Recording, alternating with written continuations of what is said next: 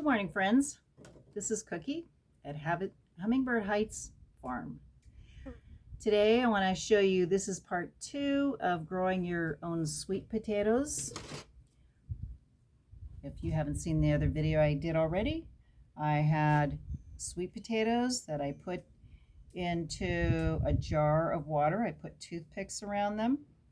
In about 2 weeks, the little buds started coming out, and as they got long, they kind of start getting some weight to them and they get ready to fall off. Like this one right here is this one's heavy, this branch is thicker, and he's kind of getting himself ready to come off. So it's just as easy as pulling it off.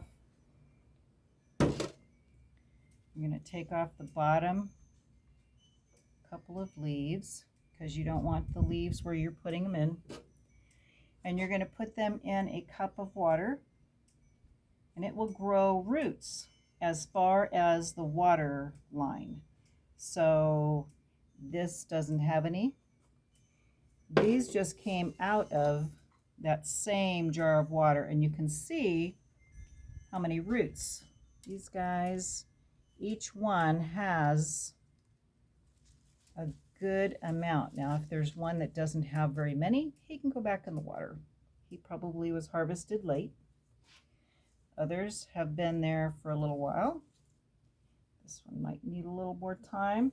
The more roots they have, the better, more stable they're going to be. This one's got a pretty good set of roots.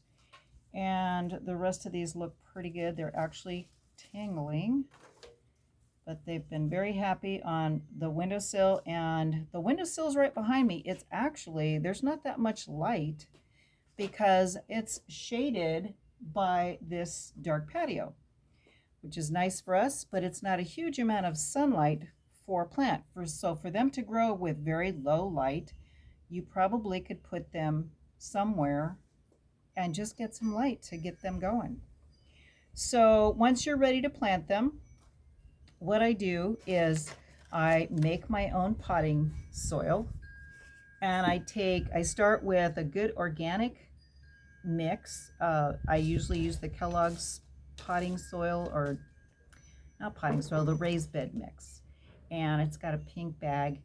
It's light and fluffy. It has perlite in it, and it's already it's got a lot of organic stuff in it to kind of help them along. But I do add to that because these are going to be not in the ground. These are going into pots. So what we're going to do is I've mixed some potting soil, and this is 3 parts of organic potting mix. It's 3 parts perlite. Then I do 1/4 part of worm castings, 1/4 part of perlite. I don't know if you can see all the little white dots. That perlite, or you can use vermiculite, helps to keep the moisture. It also helps allow it to break apart. And you'll see that this easily falls apart. It doesn't stay in a clump, but it will hold. So that's enough water. If you want to know how much water, you have to kind of get it to where it'll clump for you. And you are going to water them afterwards, so they're going to get more water, but it'll just be easier. Now I usually these are a little bit taller of a pot. I want to make sure that I have something that's going to hold how long these are, because some of these are very tall. So I fill it and just press that down to about 1/3. Go ahead and take they call these a sweet potato slip. Not sure why it's called a slip. Anybody out there know why it's a slip? I don't know. Put a little comment down there if you can. So I'm going to get this, and I'm going to hold it with my other hand, my 2 fingers, and I'm just going to start adding soil around it.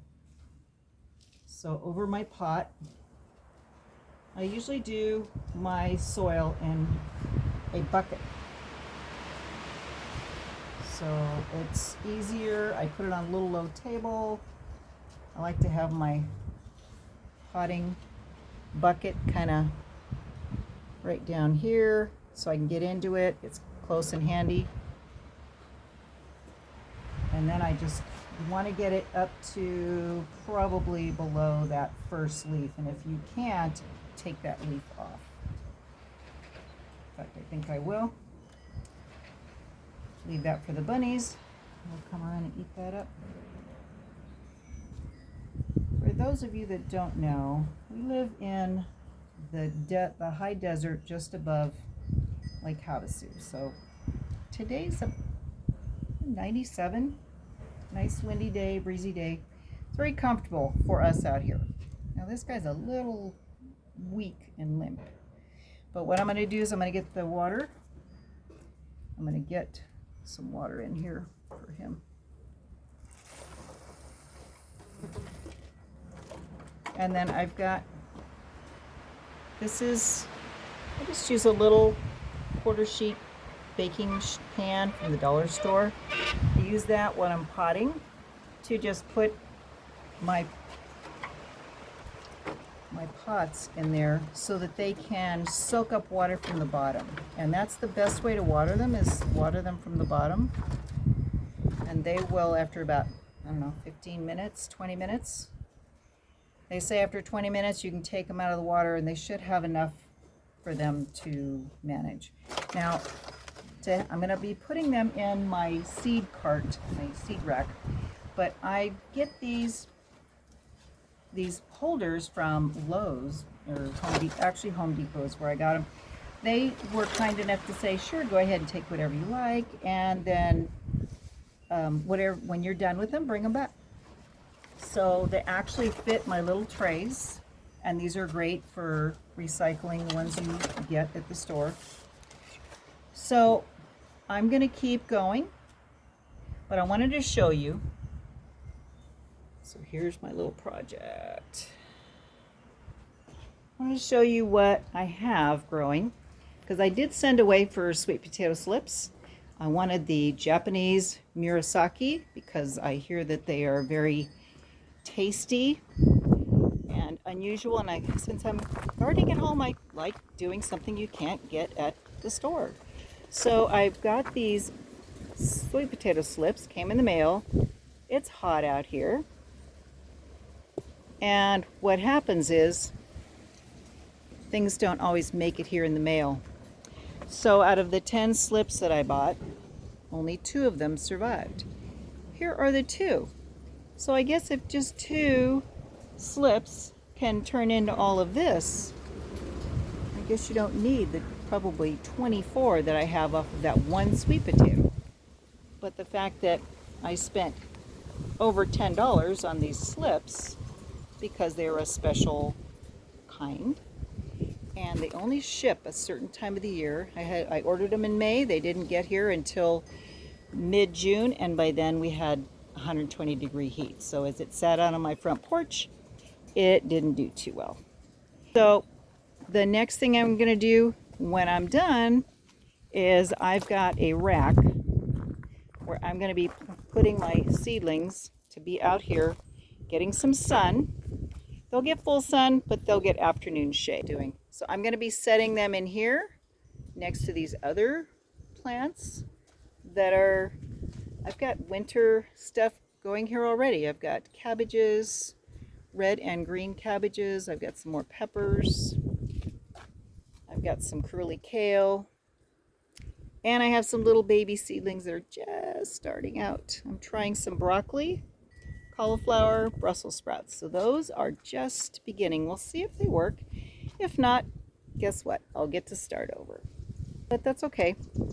This is all trial and error because this kind of area doesn't come with instructions on what's going to work in the conditions that I have. So a lot of this is just try it and see what happens. And so I don't mind learning from my mistakes, and you shouldn't either. So I wish you happy gardening. Try a sweet potato on your windowsill. Enjoy it. See what you can do. And there's no harm in trying. Until next time, I wish you luck. God bless you. And we'll see you next time. Keep growing.